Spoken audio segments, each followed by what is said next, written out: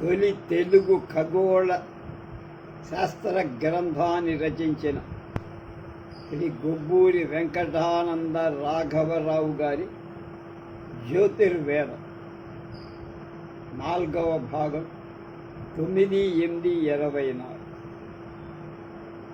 ఒక్కొక్క నక్షత్రాలు వాటి గొప్పతనం అవన్నీ చెప్పుకుంటూ వస్తున్నారు. దానికి వేదాల్లో ఏముంది, మన కవులు ఎలా వర్ణించారు అలాగే చెప్పారు. ఇప్పుడు తారా సముదాయ, వాటిని ఇంగ్లీష్లో నంబర్ ఆఫ్ కాన్స్టలేషన్స్ అంటారు.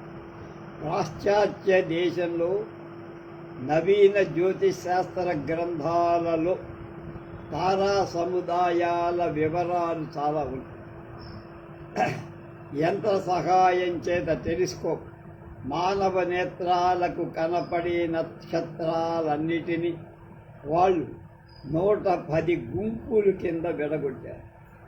విలియం పెక్ అనే ఒక దొర రచించిన గ్రంథం తారా సముదాయ, constellation, how to find the, అంటే తారా సముదాయాలు ఏమిటి, వాటిని కనుక్కోవడం ఎట్లా అనే పుస్తకం రాసి వాటిని పోల్చి తెలుసుకునే క్రమం అనే ఈ గ్రంథంలో ఈ 110ని ఆయన చెప్పి వాటిని 3 తరగతులుగా విభజన చేశారు.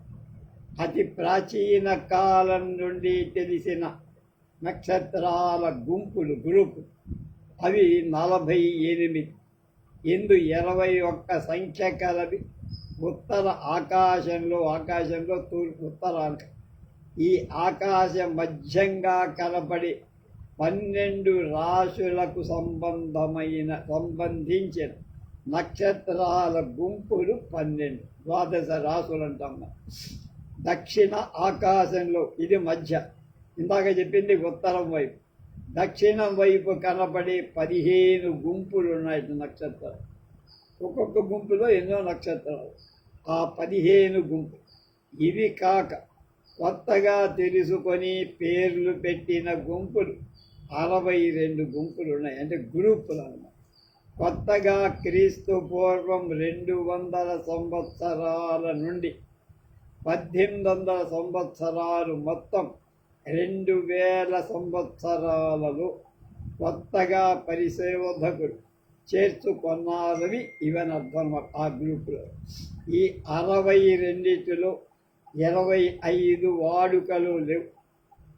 అలాగే వాడుకలో లేని గుంపుల పేర్లు, నక్షత్రాల గుర్తులు యాస్టెరిస్క్స్ అంట. వాటిని పెట్టి వాటికి ప్రాచుర్యం లేదు అని పెక్ అనే ఆ దొరగారు అందరికీ చెప్పారు.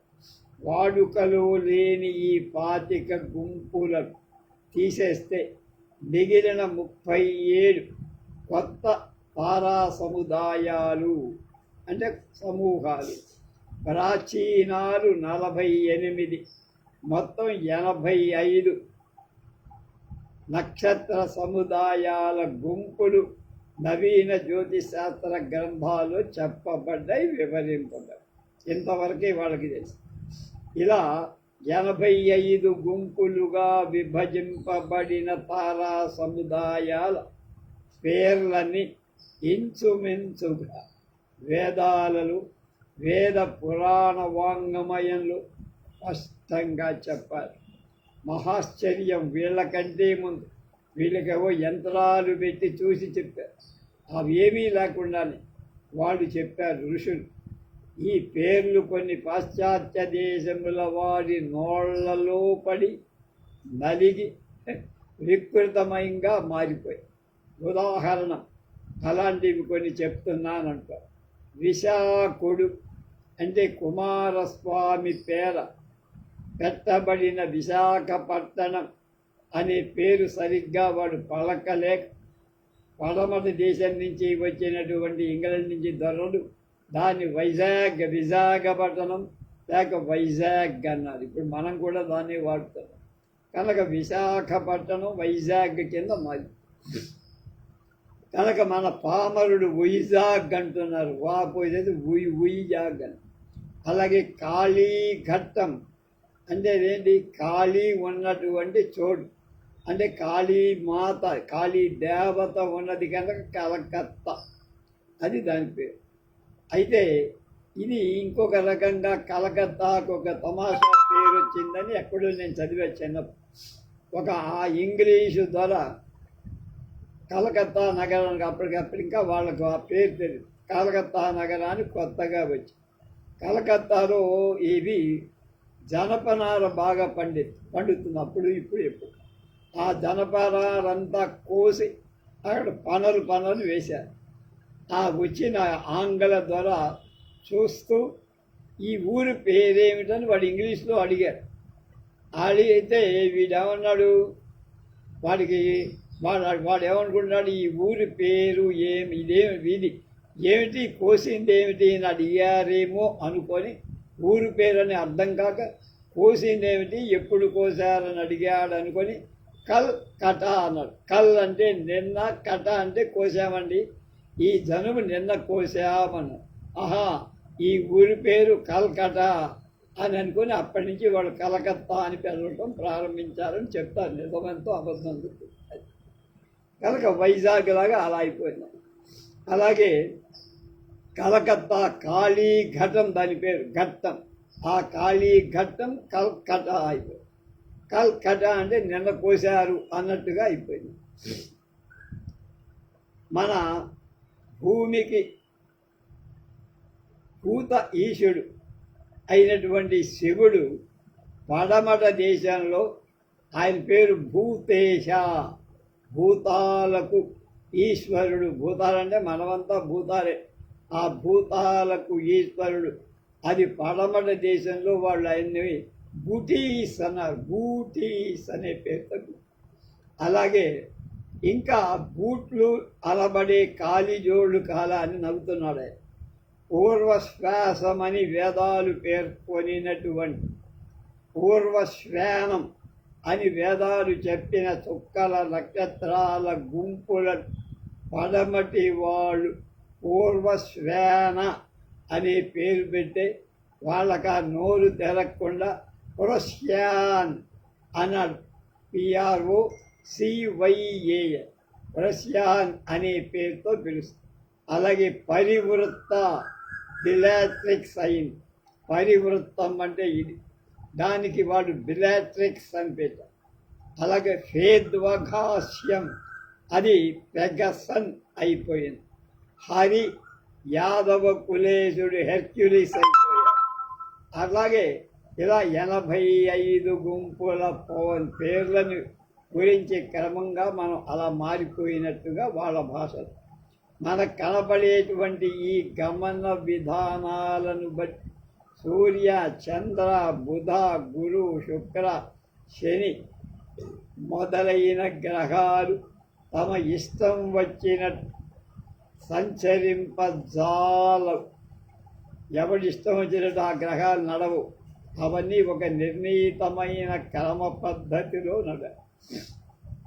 ఈ గ్రహంలో ఉత్తరంలో ధ్రువ నక్షత్రం సప్తర్షి మండల ప్రాంతంలో ఎప్పుడూ కనపడదు. దక్షిణంలో త్రిశంకు దక్షిణ ధ్రువ ప్రాంతంలో కనపడదు. ఆకాశ మధ్యంలో 27 నక్షత్రాల సముదాయాల మీదగా ఏర్పడిన రస్తా అంటే దారిని అనుసరిస్తూ తూర్పున పొడమి అంటే తూర్పులో పుట్టి పడమటిలో అస్తమిస్తాయి. ఈ రస్తా లేక ఈ దారిని మన వాళ్ళు ఒక కాంతి వృత్తం లేక జ్యోతిష్ చక్రం అన్నారు. దీన్నే పడమటి వాళ్ళు ఎక్లిప్టిక్ అన్నారు.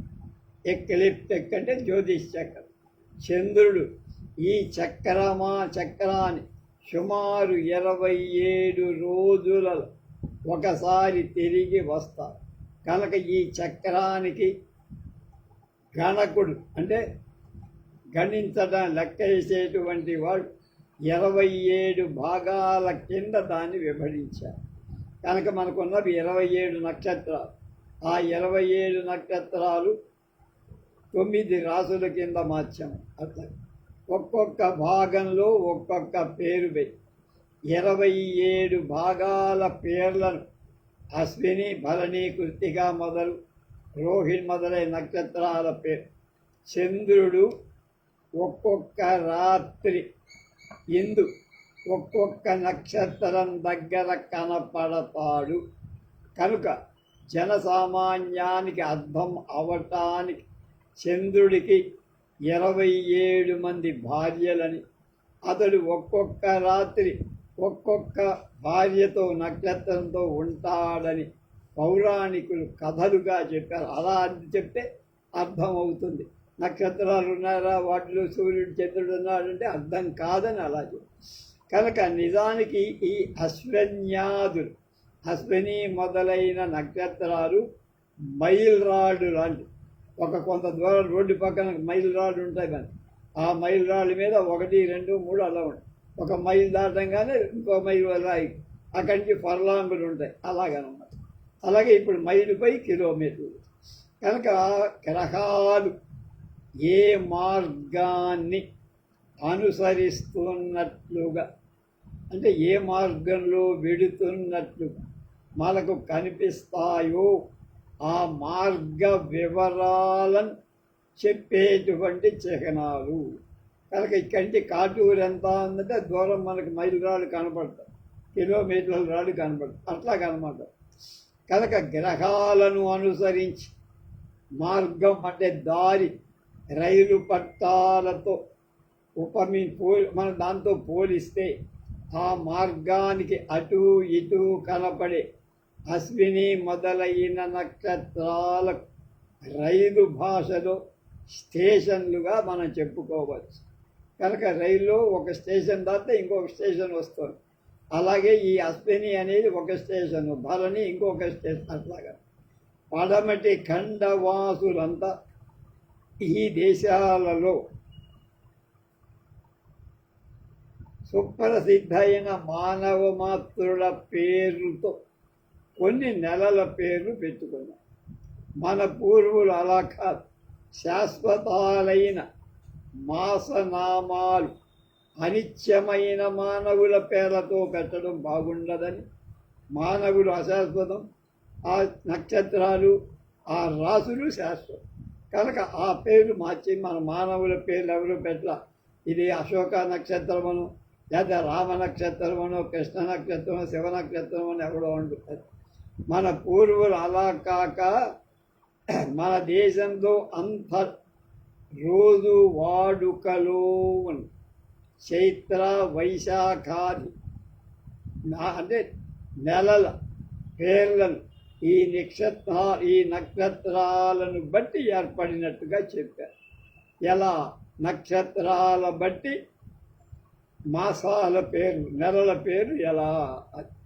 కృత్తికా నక్షత్రాలు పున్నమి చంద్రుడితో కూడి ఉన్న రోజు ఆ నెలంతా కార్తీక మాసం.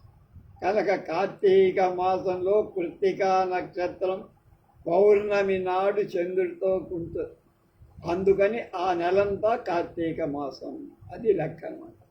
అలాగే మృగశిర నక్షత్రం అంటే ఒకటి కాదు, ఆ నక్షత్రాలు చాలా ఉంటాయి. ఏదో ఒక నక్షత్రం అనుకుంటారు, ఆ నక్షత్ర సముదాయం అన్నది. కనుక మృగశిర నక్షత్రాలు పౌర్ణమితో కూడి ఉన్నటువంటి మాసం, అంటే చంద్రుడితో కలిసి ఉన్న మాసం మార్గశిరం. అది మృగశిర మార్గశిర అయింది. పుష్యమి నక్షత్రాలు చంద్రుడితో కలిసి ఉన్నటువంటి నెల పుష్యమాసం. అలాగే మఘా నక్షత్రాలు పున్నమ చంద్రుడితో కూడి ఉన్న నెల మాఘమాసం. ఫల్గుణి నక్షత్రాలు పున్నమి చంద్రుడితో కూడి ఉన్న నెల ఫాల్గుణమాసం. చిత్రా నక్షత్రాలు పూర్ణ చంద్రుడితో కూడి ఉన్న నెల చైత్రం, చిత్రా చైత్రం. విశాఖ నక్షత్రాలు పౌర్ణమి చంద్రుడితో కూడి ఉన్నటువంటి మాసం పేరు వైశాఖ, విశాఖ వైశాఖ. జ్యేష్ఠ నక్షత్రాలు ఉన్న నక్షత్రాల్లో నేను చెప్పుకున్నాం. జ్యేష్ఠ అంటే చాలా పెద్ద నక్షత్రం, సూర్యుడి కంటే 90 రెట్లు పెద్దదనే ఏదో చెప్పు. కనుక జ్యేష్ఠ నక్షత్రాలు పౌర్ణమి రోజుతో కూడిన నెల ఏదైతే ఉంటుందో అది జ్యేష్టం. ఆషాఢ నక్షత్రం ఉన్నవి చంద్రుడితో కూడిన ఉన్న నెల, ఆ నెలంతా ఆషాఢం. శ్రవణ నక్షత్ర సముదాయం ఉన్నమ చంద్రుడితో కూడిన నెలంతా శ్రావణమాసం. ఇప్పుడు జరిగేది శ్రావణమాసం. భాద్రపద నక్షత్రాలు పౌర్ణమి చంద్రుడితో, అంటే పౌర్ణమి నాడు భాద్రపదం ఉండాలి, ఏదో అనుకోకూడదు. పౌర్ణమి నాడు భాద్రపద నక్షత్రం ఉండాలి. పౌర్ణమి నాడు శ్రవణ నక్షత్రం ఉంటేనే శ్రావణమాసం. పౌర్ణమి నాడు భాద్రపద నక్షత్రం ఉంటే భాద్రపదం, అది భాద్రపదం. అశ్విని నక్షత్రం మొదటి అది పూర్ణమ చంద్రుడితో కూడి ఉన్న మాసం ఆశ్వయుజ మాసం. అప్పుడే మనకు నవరాత్రులు పండుగలు. ఈ 27 నక్షత్రాలు మేష, వృషభ, మిథున, కర్కాటక మొదలైన 12 రాసులుగా విభజింపబడ్డాయి. అంటే ఒక్కొక్క రాశి 27/12, 3 కొట్టి భాగలిస్తే 3/4, 9/4, అంటే 2 నక్షత్రాల పైన ఒక పాదం ఉంటుంది. కనుక ఈ ఒక్కొక్క రాశికి 4 నక్షత్రాలు, 4 రెళ్ళు 8, 1 9 కావాలి. 9 నక్షత్రాలు కలిస్తే ఒక రాశి అన్నమాట. ఈ రాసుల ముందు అరగమని గ్రీకుల నుండి కొత్తగా మనం దిగుమతి చేసుకున్నామని కొంతమంది అనుకుంటారు. పాపం ఇది అపవాదం, దానికి ఆధారం ఏమీ లేదు. తర్వాతి ప్రకరణలు సప్రపాణంగా నేను చెప్తానంటున్నారు మనకి గుబ్బూరు వారు. కనుక నక్షత్ర గమనాలతో, అంటే నడకతో సంబంధించిన విశిష్ట విషయాలు చర్చించి తెలుసుకోవటం చాలా అవసరం. కనుక ముందు దానికోసం మీకు అలా తెలియాలి, ఏమిటి నక్షత్రాలు, ఎన్ని రాసులు, అవి తెలియాలి కనుక చెప్పానంటున్నా. సూర్య నక్షత్ర సంగమము కార్తీ. మనకి మృగశిర కార్తీ అని ఆరుద్ర కార్తీ అంటూ ఉంటాము. అది మృగశిర కార్తీలో వర్షాలు పడతాయని అర్థం. సూర్యోదయానికి ముందు, సూర్య అస్తమయానికి, నక్షత్ర ఉదయానికి గల విశిష్టత. సూర్యోదయానికి ముందు, సూర్యాస్తమయానికి, నక్షత్ర ఉదయం అంటే నక్షత్రం పుట్టడం, దానిలో అలా పుట్టడంతో ఏమిటి విషయం, గొప్పతనం. నక్షత్రాలు తూర్పునే ఉదయిస్తాయి. నక్షత్రాలు కూడా సూర్యులాగా పడమటనే అస్తమిస్తాయి. కానీ ప్రతిరోజు తూర్పున ఉదయించి నక్షత్రాలన్నీ ఒక్కసారిగా అస్తమించవు. భూమి తనలో తాను తిరుగుతూ సూర్యుడి చుట్టూ ప్రదక్షిణ చేస్తోందన్నాం కదా. అందువల్ల కొన్ని నక్షత్రాలు సూర్యుడితో ఉదయమై, సూర్యుడితో పుట్టి పగలల్లా కనపడకుండా సాయంకాలం సూర్యుడితో అస్తమించిపోతాయి, కనపడవు.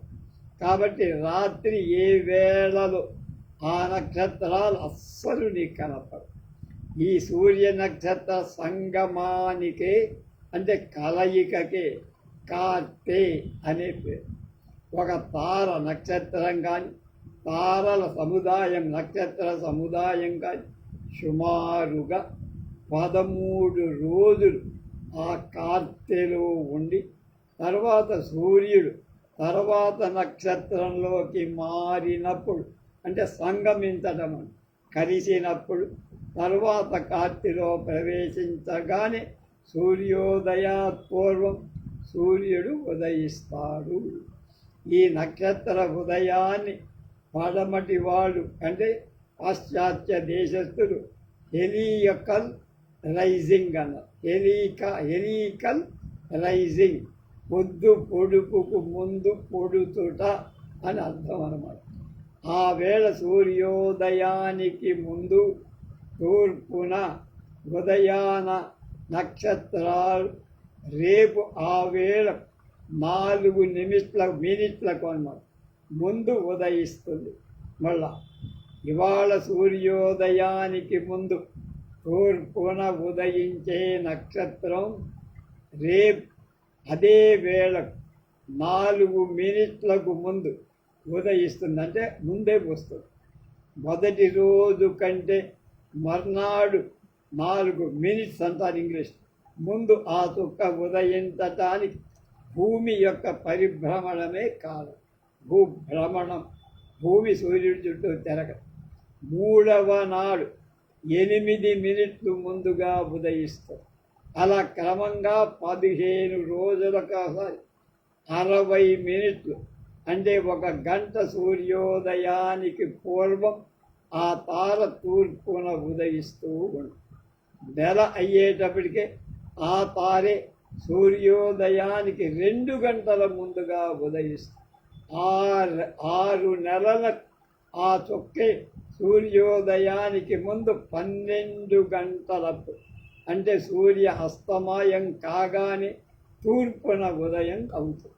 కనుక పొద్దు పోవే వేళకి ఆ నక్షత్రం తూర్పున పొడవటాన్ని పడమటి వాళ్ళు ఎక్రానికల్ రైజింగ్ అన్నారు. కనుక ఒక్కొక్క నక్షత్రం సూర్యుడితో కలిసినప్పుడు లేక సంగమం జరిగినప్పుడు ఆ కార్తెలో భూమి మీద భౌతిక పరిస్థితుల్లో మార్పులు వస్తాయి. ఆ చుక్క అంటే ఆ నక్షత్రం మొదటిసారి పొద్దు పొడుపటానికి ముందు తూర్పున ఉదయించటం చేత కలిగే ప్రయోజనం ఏమైనా ఉందా? ఏవో వస్తుంటాయి పోతాయి, మనకిందండి బుర్ర తిరుగుడు అనుకుంటే అది ఆ చుక్కే మరి 6 నెలల నాడు పొద్దు గుంకిన వేళ ఉదయమైనప్పుడు భూమి మీద భౌతిక పరిస్థితులు, వర్షం రావడం, శీతోష్ణ స్థితి, ప్రజల మనస్సంచనాలు మొదలైనవి ఎలా ఉంటాయి అని మన వాళ్ళు లెక్కేసి చూసి చెప్పారు. ఇవి ఆనాటి వేద ఋషుల దృష్టిని ఆకర్షించి వాళ్ళచే జాగ్రత్తగా పరిశీలించబడి ఆ పరిశీలన ఫలితంగా ప్రజల మత సాంఘిక ఆచార జీవన వ్యవహారమంతా నిర్ణయింపబడింది. వేదకాలంలో ఖగోళ వేద అంటే దాని గురించి తెలుసుకోవాలి. సంవత్సరం పొడుగున జాగ్రత్తగా చూస్తే జ్యోతిష్ చక్రంలో ఉన్న ఏదైనా ఒక నక్షత్రం కానీ, తార అంటే నక్షత్ర ఉదయం కానీ సంవత్సరంలో ఒక రోజులోనే పొద్దు పొడవటానికి ముందు అతి సన్నిహితంగా అవ్యవధానంగా అంటే టైం లేకుండా ఉదయిస్తుంది. దాన్ని హెలికాల్ రైజింగ్ అని మొదట చెప్పారు. అది తొలి పొడుపు దినం. ఆ మరునాడు ఈ నక్షత్రం ముందు రోజు కంటే సుమారు 4 డిగ్రీలు ముందే ఉదయిస్తుంది. అలాగే మొదటి దానికి తర్వాత 3వ నాడు 8 డిగ్రీలు అట్లా మారుతుంది. బ్రహ్మ ముహూర్తంలో అందుకని కనుక ఇవంతా లెక్కలోనికి రావు. ఒక్కొక్క నక్షత్రము యొక్క మొదటిసారి ఉదయించటం పొడుగు రోజు కోసం వేద ఋషులు ఎంతో శ్రద్ధతో సూర్యోదయ పూర్వం వేధించి అంటే గణించి వెతుకుతున్నారు. బ్రహ్మ ముహూర్తంలో వాళ్ళు ఈ వేద తప్పక చేస్తున్నారు. దాని మూలంగా జ్యోతిష్ చక్రంలో సూర్యుడు ఏనాడు ఎక్కడ ఉంటాడో కనబడుతుందనే విషయాన్ని వాళ్ళు గణించి లెక్క చెప్పి ఈ సందర్భాన్ని చర్చిస్తూ లోకమాన్య బాల్ గంగాధర్ తిలక్గా తైత్తిరీయ బ్రాహ్మణంలో ఈ క్రింద చెప్పిన ఉదహరించిన మంత్రాలు చెప్తారు. తైత్తిరీయ బ్రాహ్మణం 1:5:2:1 ఓరియన్ 18:33 ఫోటోలు ఆయన రాసేది. యత్ పుణ్యం నక్షత్రం తద్వదకుర్వీతో తద్వదకుర్వీతో పశ్యుమం యదానై సూర్య ఉదేతి అధ నక్షత్రం నై యావతిక తత్ర సూర్యో గచ్చేత్ యత్ర జఘన్యం పశ్యేత్ తావత్ కుర్వీత యత్ర కాళీ స్యాత్ పుణ్యాక ఏవ కురుతే. ఇవాళ కూడా మన పుణ్యాహ వాచన సందర్భంలో ఏదైనా పురుడు వచ్చినా లేకపోతే మహిళ వచ్చినా అది అయిపోయిన రాదు, 10 రోజులు అయిన రాదు, ఇంట్లో బ్రాహ్మణ్ణి పెట్టి పుణ్యాహ వాచన అని చెప్పించి ఆ మంత్ర జలాన్ని ఇల్లంతా చల్లుతాం. అది మన దాని పేరు పుణ్యాహ వాచన. కనుక ఆ పురోహితులు ఈ మంత్రాన్ని ఇందాక చెప్పిన మంత్రాన్ని చదువుతారు. యత్పుణ్యం నక్షత్రం తద్వద కుర్వీతో పశ్యూయం యదానై సూర్య ఉదేతి అద నక్షత్రం నైతి యావతి తత్ర సూర్యో గచ్చేత్ యత్ర జఘన్యం పశ్యేత్ తావత్ కుర్వీత యత్ర కాళీ స్యాత్ పుణ్యాహ ఏవ కురుహే. మంచి జరగాలి.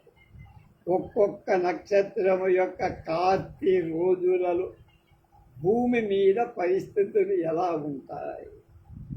పొద్దు పొడుగుకు ముందు పొద్దు కుంకిన తర్వాత దగ్గరగా ఆ నక్షత్రం తూర్పున మొదటిసారి ఉదయించినప్పటి పరిస్థితులు ఎలా ఉన్నాయి అనే విషయాన్ని చాలా కాలం పరిశీలించి వేద ఋషులు ఈ పరిస్థితులు ఏర్పడటానికి ఆ నక్షత్రము యొక్క పుట్టుక ఉదయమే కారణమని, ఈ పరిస్థితులకు ఆ నక్షత్రాలతో సంబంధం ఉందని, అంతేకాక ఆ నక్షత్రాలకు దేవత్వం ఆరోపించి ఆ నక్షత్ర అధిదేవతలే ఈ పరిస్థితులు భూమి మీద కలిగిస్తారని నిర్ణయం చేశారు. ఈ కింది ఉదాహరణలు జాగ్రత్తగా పరిశీలిస్తే పై వాక్యాలు మనకు అర్థం. కృత్తికా నక్షత్రం అగ్నిదైవత్యకం. సూర్య భగవానుడు కృత్తికతో కలిసినప్పుడు ఉన్నటువంటి రోజు అంటే కృత్తికా కార్తె రోజుల్లో మన దేశంలో వేడిగాల్పులు వేస్తూ మనమందరం దుర్భరమైన ఎండ బాధపడి సంవత్సరం పొడుగున ఇంతటి ఎండ సాధారణంగా అంటే ఈ మాసంలో ఉండదు, అంటే ఆ మాసంలో వేడి ఉండదు. అంటే కృత్తిక మాసంలో వేడి అలా ఇక్కడ అది అంటే కృత్తిక కార్తీ వచ్చినప్పుడు విపరీతమైన వేళ్ళు ఎండలు ఉంటాయి, రోడ్లు కూడా పగులుతాయి. మామూలుగా మన మిత్రుడైన సూర్యుడు ఈ ఉష్ణ తరంగాలతో ప్రజలను బాగా ఇబ్బంది పెట్టి మంగళంలో వేసిన అటుకులు వేయించినట్టుగా వేయించి పీడిస్తూ ఉంటారు. సహవాస దోషం అది. సూర్యుడికి ఈ కృత్తికా నక్షత్రంతో సంబంధం కలగటం వల్ల ఆ సహవాస దోషంతో విపరీతమైన వేడి కలిగిస్తాడు, ఎండలు మండు. కృత్తికతో సహవాస మాత్రానికే ఇంత దారుణమైన ఎండలు ఎందుకు రావాలి?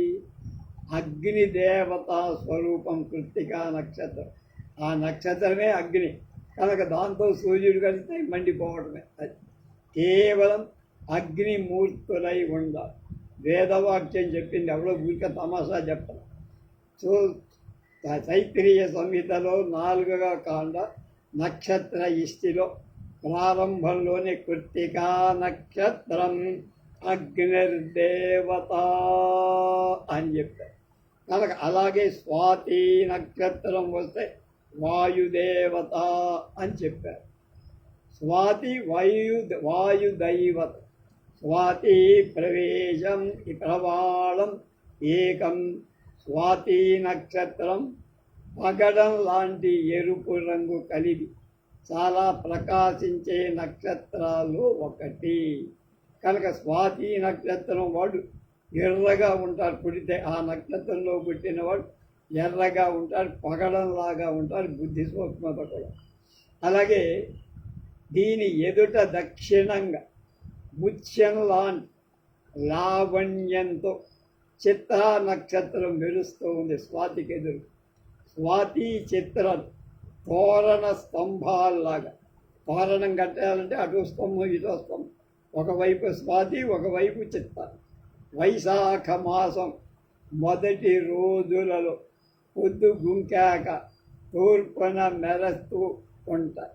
స్వాతి సూర్య సంగమం ఆశ్వయుజ కార్తీకాలలో జరుగుతుంది కనుక ప్రతి సంవత్సరం అక్టోబర్ నెల 3వ వారంలో సుమారు 20 తేదీ నుండి నవంబర్ మొదటి వారం వరకు స్వాతి కార్తె ఉంటుంది. ఆ రోజుల్లో వాయుదేవుడి బలం ఎలాంటిదో మనకు ప్రత్యక్ష అనుభవం ఉండదు. విపరీతమైన గాలులు వేస్తాయి. వాయువుకు మహాబలుడు అనే పేరు కూడా ఉంది. ఆ రోజుల్లో వీచే గాలివానలు, చెలరేగే తుఫానులు. అక్టోబర్లో తుఫాన్లు వస్తాయి. ఎక్కడి నుంచి మనకి? మెడ్రాస్ నుంచి వస్తాయి. వాయువ్య నైరుతి ఋతుపవనాలు వస్తాయి. మామూలుగా ఈశాన్య ఋతుపవనాలు అప్పటిదాకా ఉన్నాయి. అవి అయిపోగానే ఈ నైరుతి ఋతుపవనాలు వస్తాయి. కొద్దిసేసారు. ఆ రోజుల్లో వీచే గాలివాన, చెలరేగే తుఫాను, ఉప్పెనలు, మహాబల అనే పేరును ఆ వాయుదేవుడికి ఉన్నందుకు సార్థకం. 1864 నవంబర్లో 1వ తేదీ బందర్లో 1864 100 + 36 + 24 150 సంవత్సరాల కింద బందర్లో పెద్ద ఉప్పెన జరిగింది. ఆ ఉప్పెన ప్రళయంలో అసలు బందరు దాదాపు తుడిచిపెట్టుకుపోయి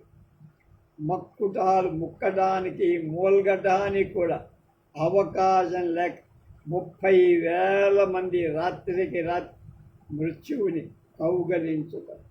గాలితో వానలు ఏకమై గడ్డలు, నేళ్ళు, ఏళ్ళు పొంగి తెగి కళ్ళు పడి రైళ్ళ రాకపోకలకు అవకాశం లేక మనం అతి బాధలు అనుభవించారు. అది స్వాతి కార్తె రోజుల్లో అంత కొంప ముంచుతుంది. వేద పురాణ జ్యోతిష్ గ్రంథాలలో స్వాతికి వాయుదేవుడికి అభేదం తేడా లేదు అని చెప్పదు. వాయువు అయినప్పుడు విష్ణువును ఆశ్రయించి కొలవటం జ్యోతిష్ శాస్త్ర సిద్ధమని మనం ఈ గ్రంథానికి చక్కగా తెలుసుకోగలం. అలాగే విశేషంగా రామాయణంలో హనుమంతుడు, భారతార్థంలో భీముడు కూడా స్వాతి నక్షత్ర తండ్రి అనేవాళ్ళు. ఆవిడ వాయువు కొడుకులేగా ఇద్దరు. స్వాతి నక్షత్రమే అని ఇందులో మనకు ప్రమాణంగా ఇంకా ఏ నక్షత్రాలకు ఏ దేవతలతో సంబంధం ఏర్పడిందో స్థాళీకులాక న్యాయంగా ఇప్పుడు తెలుసుకోండి. జ్యేష్ఠ నక్షత్రానికి నిన్నే చెప్పాం ఇంద్రుడు, మూలా నక్షత్రానికి మన్మధుడు, మూల ఆషాఢ ఈ రెండిటికి వాడి గురువు మన్మధుడు. నిప్పులు చెరిగే అగ్ని కత్తెర దినంలో అతి దారుణంగా సెగలుతాయి. రోహిణి ఎండలకు రోళ్ళు పగులుతాయి. రోళ్ళే కాదు రాళ్ళు కూడా పగులు. తర్వాత మృగశిర ప్రవేశం. మృగశిర కార్తె వస్తే నక్షత్రాలు పడమటికి అస్తమిస్తాయి. ఆ పైన ఒక 15 రోజులు మృగశిర నక్షత్రం సూర్యుడితో ఉదయించి సూర్యుడితోనే అస్తమిస్తాయి. రాత్రింబవళ్ళెప్పుడు ఖగోళంలో కనపడదది. ఆ రోజుల్లో పొద్దు కుంకగానే తూర్పున జ్యేష్ఠ నక్షత్రం ఉదయిస్తుంది. మృగశిర అదృశ్యమైనప్పటి నుండి మొదటి వర్షాలు ప్రారంభమవుతాయి.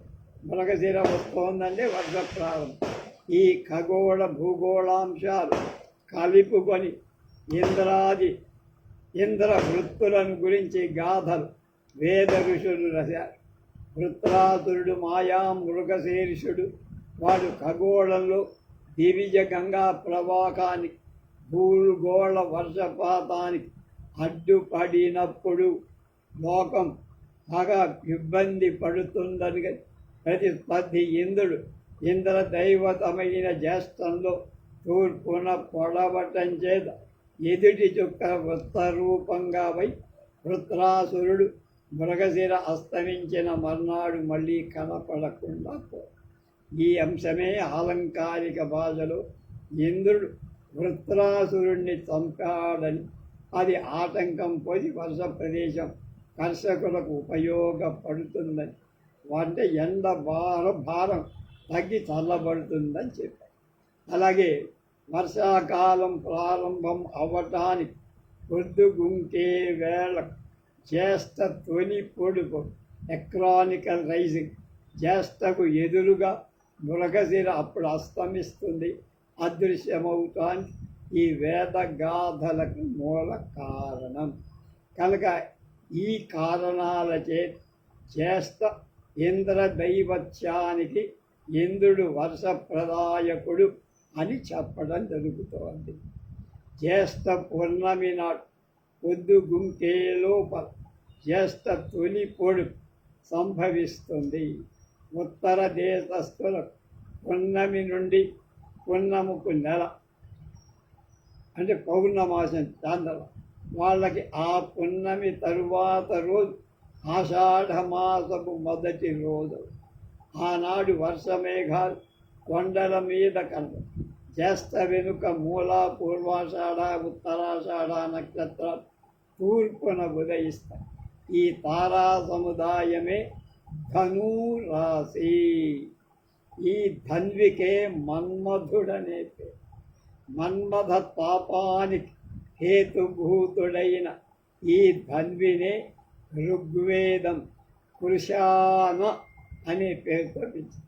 ఈ ధనుర్ధారి వాడి అయిన బాణాలు మానవుల మీద ప్రయోగిస్తాడని ఋగ్వేదం 1వ మండలం 155:2లో చెప్పి, ఈ అంశం ఋగ్వేదంలో 4వ మండలం 27:3, అలాగే 6వ మండలం 3:5లో కూడా.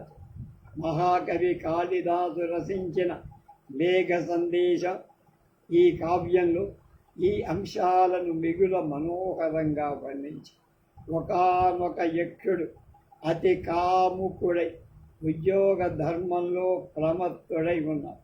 అందుకు కోపించిన యక్షరాజు కుబేరుడు వాడికి 1 సంవత్సరం ఏకాంతవాస శిక్ష విధించాడు. యక్షుడు ఆ శిక్ష అనుభవిస్తూ రామగిరి అనే ప్రదేశానికి వెళ్ళి 8 నెలలు గడిపి ఆషాఢ మాసం మొదటి రోజున